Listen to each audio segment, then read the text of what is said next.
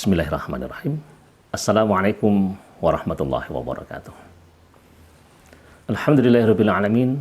Wassalatu wassalamu ala asyrafil anbiya'i wal mursalin wa ala alihi wa ashabihi ajma'in wa ba'd. Para mahasiswa sekalian yang dirahmati Allah Subhanahu wa taala dan para pemirsa yang juga ikut mengakses mata kuliah kita pada kesempatan kali ini. Alhamdulillah, mudah-mudahan Allah senantiasa memberikan kesehatan kepada kita, dan yang lebih penting mudah-mudahan kesehatan yang Allah karuniakan bisa kita manfaatkan, bisa kita daya gunakan untuk kebaikan maka ridha Allah Subhanahu wa taala. Amin.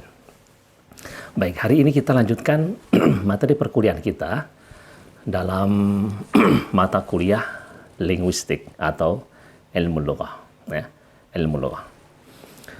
Kali ini kita berbicara tentang sistem bahasa, ya, sistem bahasa. Karena di dalam karakteristik bahasa secara umum pada pertemuan awal-awal kemarin sudah kita sebutkan bahwa al-lughah nizam. Bahasa itu adalah sistem. Sistem adalah hubungan saling terkait antara satu unit dengan unit yang lainnya, sehingga tidak bisa dipisahkan. Nah, kalau ini bicara tentang bahasa, maka paling tidak unit yang dimaksud ada 4 hal. Ada fonologi, morfologi, sintaksis, dan semantik. Fonologi atau ilmu aswat, ya. Kemudian morfologi atau ilmu sarfi, sintaksis atau ilmu nahwi, dan semantik atau dalalah. Di dalam mata kuliah kita, dalalah diwakili dalam mata kuliah ilmu balaghah. Nah, kita masuk ke dalam masing-masing unit di dalam sistem itu. Jadi kita bicara yang pertama, bahwa bahasa tidak bisa dipisahkan paling tidak antara 4 hal itu. Satu, kita bicara tentang fonologi. Fonologi artinya ilmu aswat. Ya, kajian yang berbicara tentang bunyi bahasa. Pada pelajaran sebelumnya kita telah berbicara bahwa bunyi bahasa, fonologi, terbagi dalam 2 kajian. Ada yang disebut dengan fonetik dan ada yang disebut dengan fonemik. Saya ulangi, fonetik dan fonemik.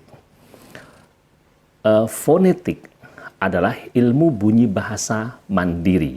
Ia mempelajari bahasa itu, sifat-sifatnya, cara pengucapan, cara mengartikulasikannya. Itulah disebut dengan fonetik. Nah, sementara yang kedua adalah fonemik. Ya, jadi ilmu yang berbicara tentang bunyi bahasa secara fungsional. Perubahan yang terkait dengan makna. Kalau fonetik tadi kan ilmu bunyi bahasa secara mandiri. Ia mempelajari sifat-sifatnya. Kita sudah terbiasa bagi para mahasiswa yang sekaligus menjadi para asatidz, para ustadz, para ustadzah, mungkin sudah pernah mengajarkan tentang makharijul huruf. Bagaimana mengucapkan huruf kha, bagaimana mengucapkan huruf ghain, harus di isti'la, khussa, dhaghtin, qil, itu harus isti'la, naik ke atas, dan seterusnya. Itu semua sifat-sifat dalam sifat huruf dan makharijul huruf.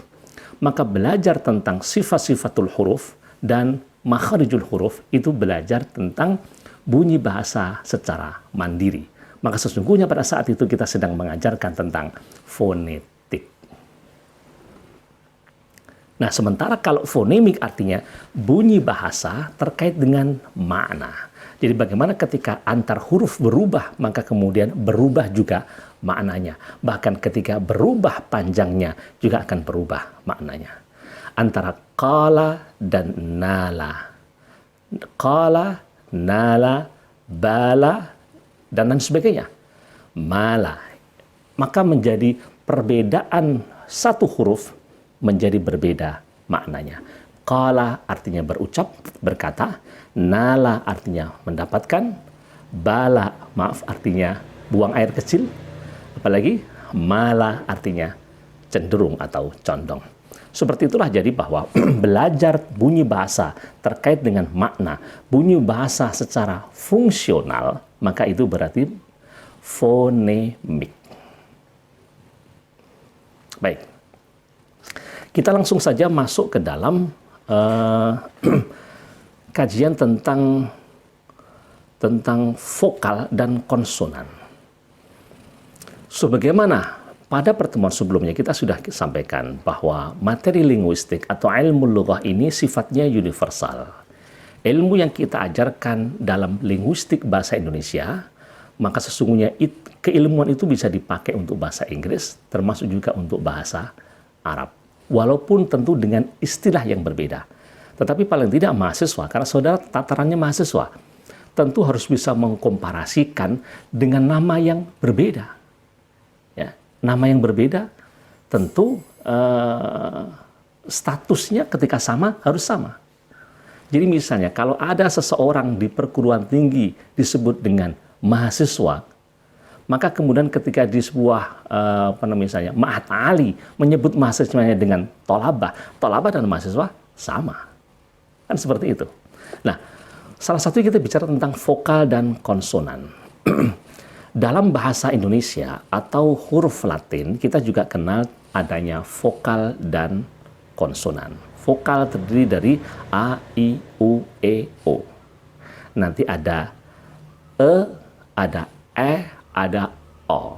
Tambahnya demikian. Tapi paling tidak A, I, U, E, O. Itu adalah vokal. Ia bisa berbunyi dengan dirinya sendiri. A, kita bisa mengucapkan huruf A tanpa bantuan huruf yang lain, tanpa hadirnya huruf yang lain. I, U, E, O. Itu namanya vokal. Sementara yang tidak bisa berbunyi dengan sendirinya disebut dengan konsonan. Seperti huruf ap, at, at.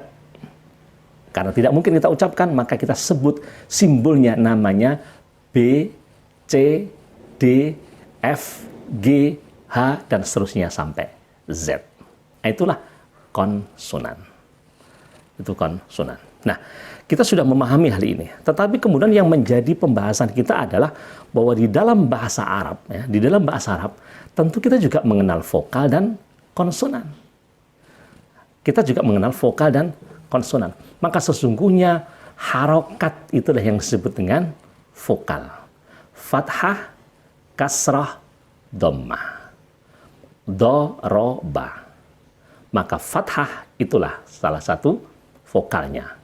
Amila, kasrah itu adalah juga merupakan vokal. Hasuna, dhammah juga merupakan vokal. Sementara huruf-hurufnya adalah konsonan. Ya, huruf-hurufnya adalah konsonan. Nah, di dalam bahasa Arab kita juga mengenal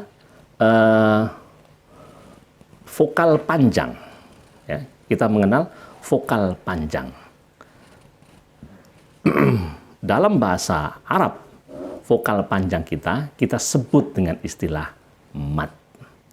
Jadi kalau ada alif yang jatuh setelah harokat fathah, ada ya setelah kasrah, ada wawu setelah dhammah, maka itu disebut mad, dan itu juga yang kita sebut dengan vokal panjang. Qala, qila, ju'a. Seperti itu masuk kategori vokal panjang. Nah, sementara yang lainnya masuk kategori konsonan. Nah, di dalam bahasa Arab, konsonan adalah seluruh huruf-huruf yang ada. Bahkan kalau Ustadz berpendapat termasuk kalau A, I, U, E, O. A itu kan vokal dalam bahasa Latin, dalam huruf Latin. Tapi kalau di dalam dalam bahasa Arab, hamzah itu adalah konsonan. Hamzah adalah konsonan.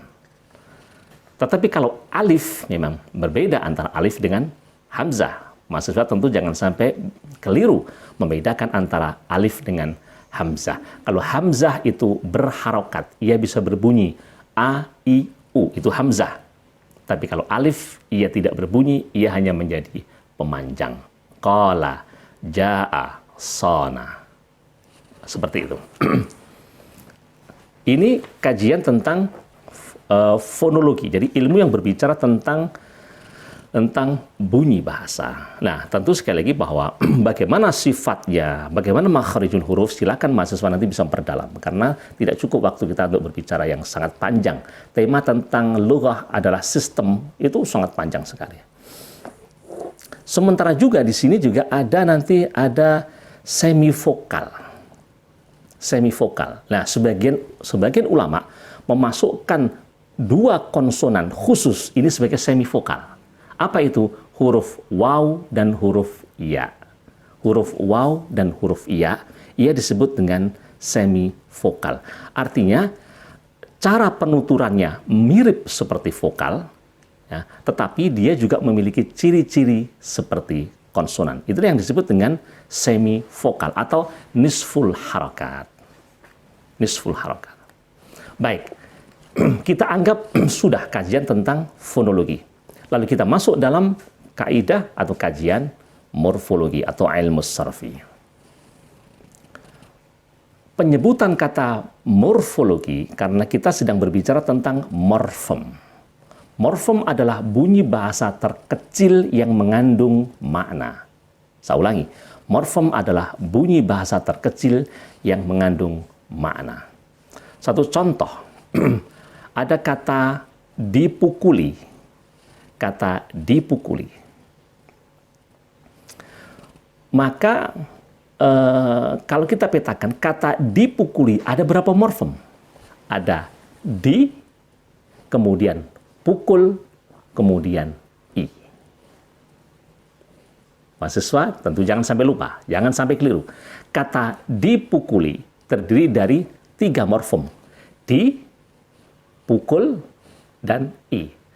Kenapa kok tidak dipukul terus i sehingga 4? Itu namanya suku kata. Ya, itu namanya suku kata. Kita bicara tentang morfem yang memiliki makna. Ini kuncinya. Jadi bunyi bahasa terkecil yang memiliki makna. Dipukul i. Coba sekarang kita mulai dulu dari tengah-tengah. Kata pukul. Apa pukul itu? Silakan lihat di kamus. Pukul adalah kegiatan menggenggamkan tangan, kemudian mengayuhkannya kepada lawan. Ini namanya pukul. Ya, dia bermakna, memiliki makna secara mandiri. Memiliki makna. Lalu di itu apa? Di itu artinya dikenai pekerjaan. Ya, sebuah aktivitas yang pasif. Karena dipukul itu artinya dikenai pekerjaan pukul. Maka sesungguhnya di ini bermakna. Maknanya apa? Menunjukkan pasif. Lalu i, apa makna i? I menunjukkan pengulangan. Kalau dipukul mungkin hanya sekali. Tapi kalau dipukuli artinya berulang-ulang diperlakukan pekerjaan pukul. Maka kata i memiliki makna, yakni makna berulang-ulang. Maka di bermakna, pukul bermakna, i pun juga bermakna. Inilah yang disebut dengan morfem. Ada 3 morfem. Nah, kemudian kita akan membahas dari 3 morfem ini, ada yang morfem bebas, ada yang morfem terikat. Morfem bebas adalah sebuah morfem yang bisa memiliki makna atau berdiri sendiri. Maknanya bisa berdiri sendiri. Dari di, pukul, dan i. Mana yang bisa berdiri sendiri? Pukul. Jadi kalau ada orang mengatakan pukul, artinya sudah langsung paham. Lihat di kamus langsung paham. Tapi kalau di, belum bisa difahami. Kecuali dia dirangkai dengan kata pukul. I, dia tidak bisa dimaknai. Kecuali dirangkai dengan kata sebelumnya. Tidak mungkin, saya tadi baru saja di. Mereka melakukan i pada si Ahmad. Apa itu? Tidak bisa difahami. Karena dia tidak dirangkai dengan kalimat yang lain. Tapi kalau pukul, itu tidak bisa difahami. Kata pukul ini bisa berdiri mandiri. Misalnya, tadi siswa senior melakukan aksi pukul massal. Kata pukul bisa difahami. Nah, sehingga pukul ini namanya morfem bebas, sementara di dan i adalah morfem terikat. Saya ulangi, pukul adalah morfem bebas karena ia bisa bermakna mandiri, sementara di dan i adalah morfem terikat. Ia baru bermakna ketika digabung dengan kata pukul. Nah, sekarang kita masuk dalam bahasa Arab. Masuk dalam kata bahasa Arab. Misalnya, kata istighfara. Istighfara. Bagi yang sudah pernah belajar tentang derivasi atau tasrif, dia akan tahu istighfara itu wazannya istaf'ala. Kata dasar aslinya apa?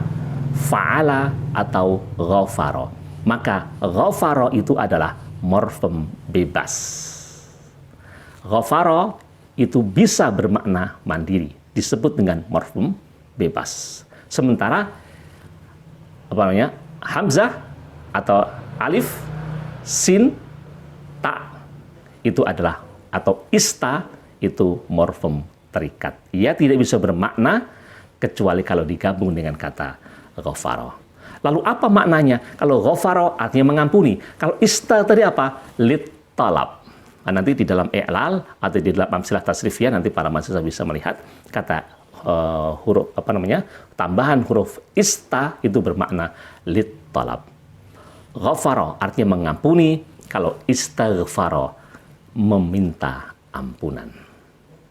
Nah, ini namanya morfem bebas dan morfem terikat. Baik, satu lagi. Ini menjadi kekhususan bahasa Arab. Ada yang disebut dengan morfem kosong, zero morfem, atau al-morfem as-sifri. Morfem kosong. Ini ciri khas bahasa Arab. Ia punya makna, tapi makna tidak kelihatan. Apa itu? Dhamir mustatir. Ingat, dhamir mustatir hanya ada dalam bahasa Arab. Kemarin ketika bicara tentang karakteristik bahasa Arab, kita tahu salah satu ciri bahasa Arab adalah kehadiran individu. Maaf, kehadiran individu. Kalau ada orang mengatakan yakul, maka sesungguhnya sudah hadir individunya. Siapa? Huwa, dan itu dhamir mustatir. Dan huwa sebagai dhamir mustatir difahami maknanya, itu termasuk kategori morfem kosong atau al-morfem as-sifri. Sekarang kita berbicara tentang sintaksis atau ilmu nahwi. Nah, berbicara tentang ilmu nahwi ada 3 hal yang harus kita bahas. Satu tentunya kata, kemudian frase, kemudian kalimat. Kata, frase, kalimat. Dan sayang seribu salang dalam bahasa Indonesia menyerap mufrodat atau kosakata dengan tanpa makna yang selevel. Karena kata atau kata itu bahasa Arabnya adalah kalimah. Sementara kalimat bahasa Arabnya adalah jumlah. Tapi tidak mengapa, yang penting kita sudah memahami. Sehingga menjadi ada 3 bagian yang harus kita pahami, harus kita bahas adalah yang pertama kalimah bicara kata, atau tarkib kita bicara frase, dan jumlah bicara kalimat itu sendiri. Nah, kita sekarang bicara tentang kata. Kalau kata itu jelas. Kata jelas. Ada isim, ada fi'il. Ada isim yang merupakan kata benda, ada fi'il dan itu kata kerja. Kata kerja, nasara, fataha, qata'a, dhahaba, roja'a, kataba, dan seterusnya. Itu adalah fi'il atau kata kerja. Sementara isim atau kata benda seperti maktabun, kitabun, malbas, libas, misbah, nafidah, dan lain sebagainya. Itu adalah isim atau kata benda. Nah, nanti di dalam ilmu qawaid, maka apa ciri-ciri kata kerja, apa ciri-ciri kata benda nanti akan dibahas tentunya. Yang kedua adalah kita bicara tentang frase. Frase itu tarkib. Tarkib itu kumpulan kata yang membentuk satu pengertian. Saya ulangi, tarkib atau frase kumpulan kata yang membentuk satu pengertian. Misalnya,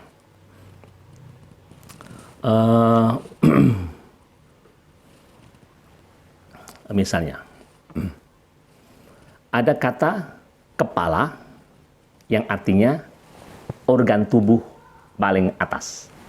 Ada sekolah artinya lembaga tempat anak seseorang belajar. Ketika 2 kata ini digabung jadi kepala sekolah, maka ini memiliki satu makna. Apa? Pimpinan. Atau pimpinan dalam sebuah lembaga. Ini namanya dua kata bergabung jadi satu, memiliki satu makna. Itu namanya frase.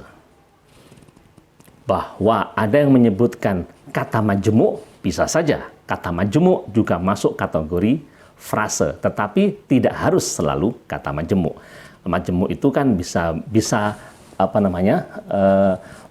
maknanya berjauhan tapi menjadi makna yang satu. Sapu tangan, ada sapu, ada tangan, maknanya menjadi mindil, ya, menjadi mindil atau dan sebagainya.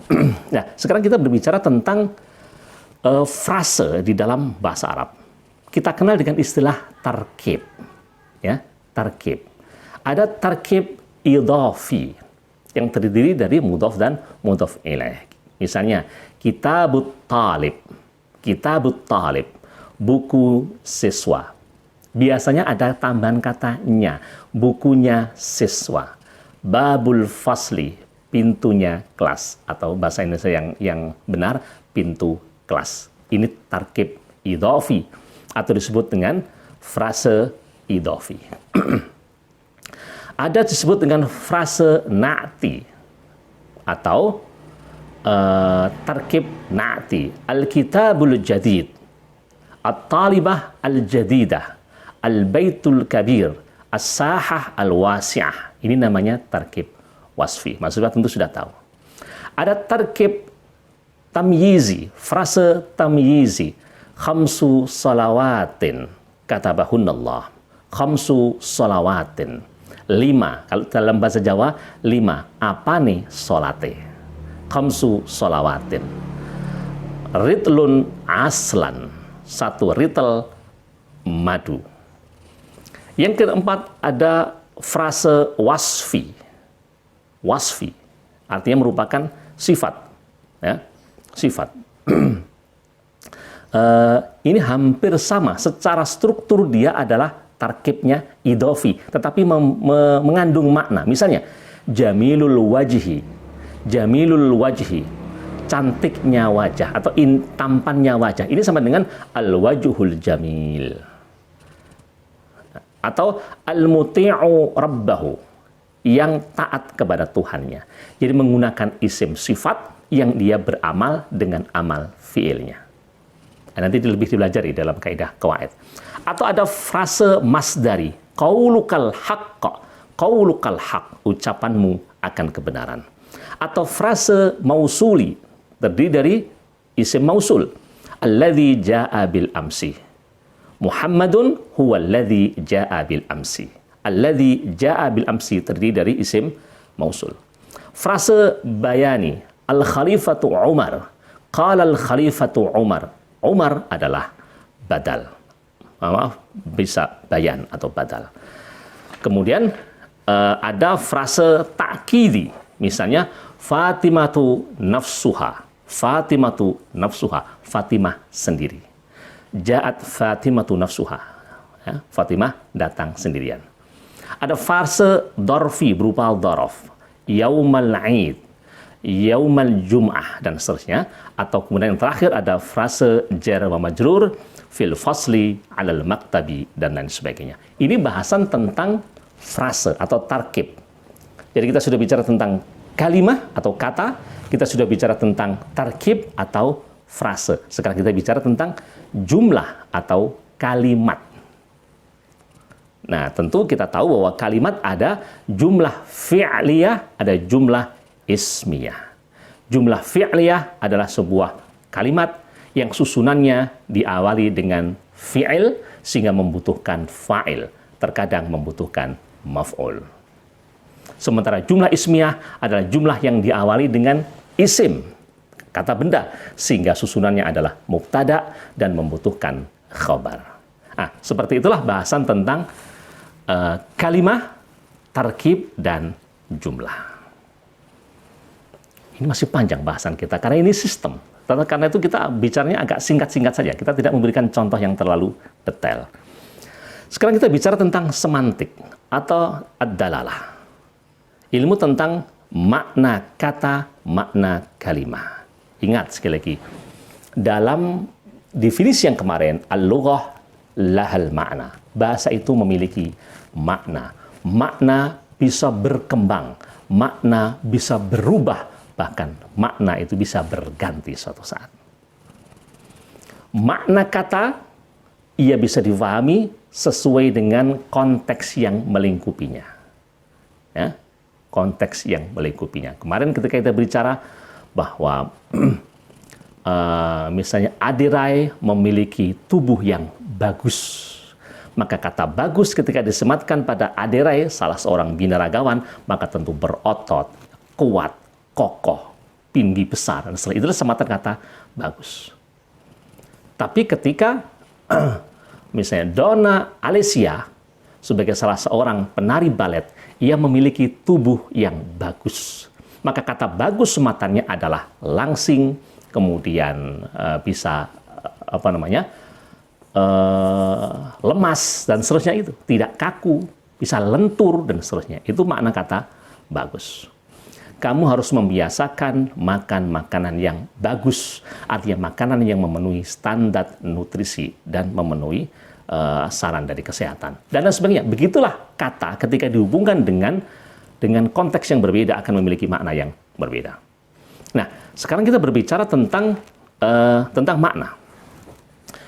Suatu saat kata itu memang mengalami perluasan makna. Ya, dulu kita sudah pernah berbicara tentang misalnya ada kata saudara. Saudara itu makna dasarnya adalah saudara itu adalah kerabat kandung laki-laki. Ibu saya punya anak 3. Saya punya kakak, saya punya adik. Maka kakak saya dan adik saya adalah saudara. Itu makna dasarnya. Tapi kata saudara sekarang dipakai untuk siapapun saja, menyebut orang baik laki-laki ataupun perempuan. Artinya saudara itu lawan dari musuh. Kalau dulu ada kata bapak, bapak adalah orang tua laki-laki. Tapi sekarang semua orang yang lebih senior dari kita sebut dengan bapak. Ini namanya tausi'ul makna atau perluasan makna. Di dalam bahasa Arab pun juga begitu. Dalam bahasa Arab juga begitu. Kata wardah. Wardah itu mana dasarnya adalah bunga mawar. Bunga yang biasanya warnanya merah, ada durinya. Kadang ada yang merah, ada yang putih. Tapi yang ciri khasnya adalah berduri. Tapi sekarang kata wardah digunakan untuk makna semua bunga. Sehingga kata wardah memiliki makna dengan zahrah. Seperti itu. Ini namanya perluasan makna. Dulu ada kata misalnya Fir'aun. Fir'aun tentu nama untuk Ramses II yang dulu berhadapan dengan Nabi Musa. Tapi sekarang nama Fir'aun digunakan untuk menyebut sifat kekejaman dan kesewenang-wenangan. Seperti itulah namanya perluasan makna atau tausi'ul makna. Sementara kebalikannya ada namanya tadyiqul makna, penyempitan makna. Penyepitan makna. Misalnya, dulu sarjana dipakai untuk cendekiawan. Jadi orang-orang pinter itu artinya sarjana, sarjono. Luas maknanya. Tapi sekarang menyempit, kata sarjana hanya dipakai untuk orang yang sudah lulus dari pendidikan formal strata 1, disebut dengan sarjana. Termasuk saudara nanti akan lulus mendapatkan gelar sarjana pendidikan. Sarjana pendidikan agama, sarjana pendidikan Islam, sarjana apa saja. Itu namanya tadyiqul makna atau penyempitan makna. Nah, termasuk juga misalnya kata-kata at-thaharah. Dalam kitab-kitab thaharah artinya bersuci. Tapi suatu saat ada suatu kelompok yang mengatakan thaharah itu artinya berkhitan. Intahaitu minat thaharah, intahaitu minat thaharah. Kamu sudah thaharah atau belum? Artinya kamu sudah khitan atau belum? Dari makna thaharah yang artinya secara umum kebersihan menyempit kepada makna khitan. Walaupun khitan itu juga bagian dari taharah, tapi makna yang luas menyempit menjadi lebih kecil. Kata al-fakihah. Al-fakihah tentu ini dipakai untuk mana buah apapun fakihah. Tapi seringkali orang Arab menyebutkan kata al-fakihah hanya untuk apel, anggur, dan pisang. Misalnya nanas itu disebut fakihah atau bukan? Tidak. Ini namanya penyempitan makna, tadyiqul makna. Nah, berikutnya adalah intiqalul makna, perubahan makna. Makna jadi berubah. Nah, nanti kalau para mahasiswa belajar tentang balaghah, di sini akan dipelajari semua makna majazi itu adalah makna yang mengalami intiqalul makna. Kata yang mengalami intiqalul makna. Misalnya, wa yunazzilu minas sama'i rizqan. Wa yunazzilu minas sama'i rizqan. Allah turunkan dari langit itu rezeki. Ini kan tidak masuk akal. Masa Allah langsung turunkan rezeki?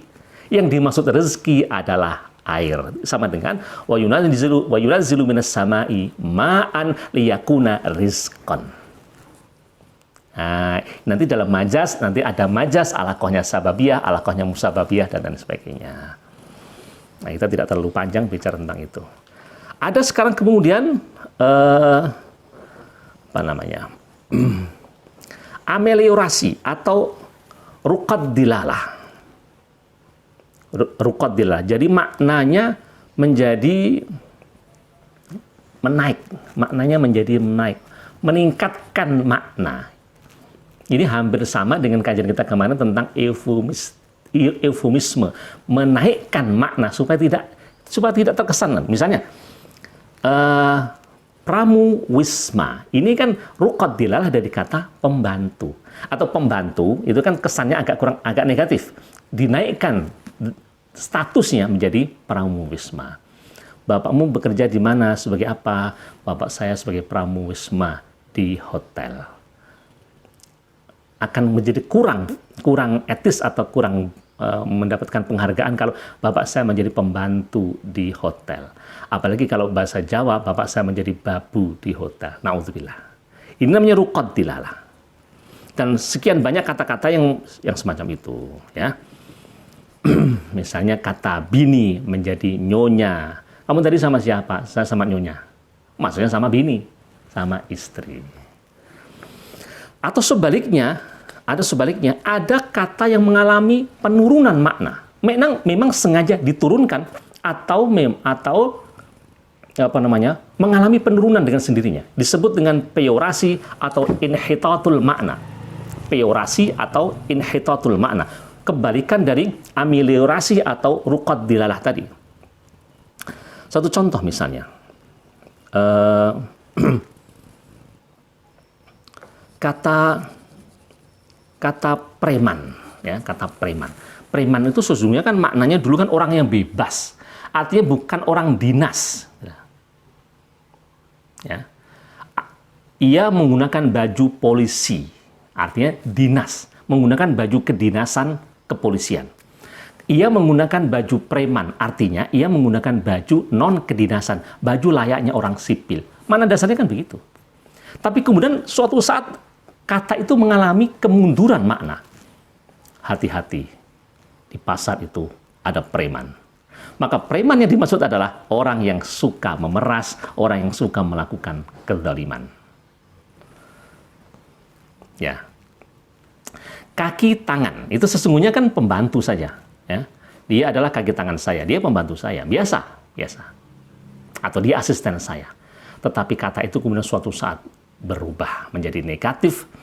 Ya, kalau sematkan kepada yang negatif, ia pembantu penjahat. Maka maksudnya kaki tangan penjahat. Maksudnya ia antek penjahat. Nah, maknanya menjadi mengalami penurunan dan karena itulah maka kita harus tahu. Nah, ini yang lebih penting lagi. At-taghayyurul makna ila mutadadah. Perubahan makna menuju antonimi. Sebuah kata yang maknanya berubah menjadi kebalikannya. Ia bisa dipakai A, ia bisa dipakai B. Apa itu? Satu contoh kata maula. Kata maula itu bisa bermakna majikan. Ya. Suatu saat ia bisa bermakna budak. Loh, kan jauh sekali. Satunya majikan, satunya budak. Kapan kita mengatakan budak, kapan mengatakan majikan? Konteks yang akan bisa menentukan. Huwa maula Abu Sufyan fil jahiliyah. Dia adalah budaknya Abu Sufyan di masa jahiliyah. Ya. Tapi kalau misalnya Huwa Umayyah, huwa Maula Bilal bin Rabah. Dia bernama siapa tadi?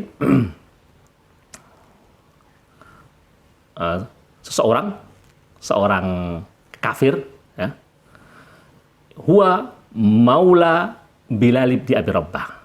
Umayyah Maula Bilal bin Rabah. Dia adalah majikannya Bilal bin Rabah. Seperti itu. Itu namanya perubahan makna menjadi kebalikannya. Memang nggak susah. Memang nggak susah. Apalagi ya kata-kata gitu ya. Satu contoh di dalam Al-Quran ada kata kuru. Ini yang sering kali Ustaz sampaikan. Walil mutallaqati yatarabbasna bi anfusihinna thalathata quru. Bagi wanita yang ditalak, maka dia harus menunggu untuk bisa nikah lagi 3 kali quru. Apa quru itu? Imam Syafi'i mendukung makna suci, Imam Hanafi mendukung makna haid. Antara haid dan suci maknanya berkebalikan. Nah, semacam itulah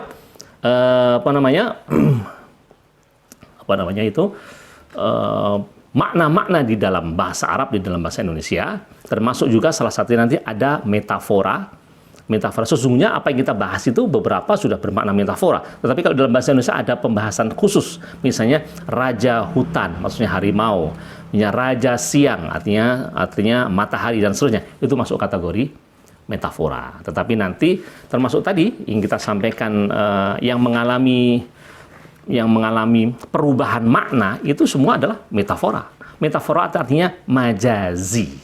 Kata-kata yang bermakna majaz. Nah, ini para mahasiswa sekalian, jadi ada 4 kajian kita yang penting: fonologi, morfologi, sintaksis, dan semantik. Mudah-mudahan akan bisa memahamkan kita sekalian.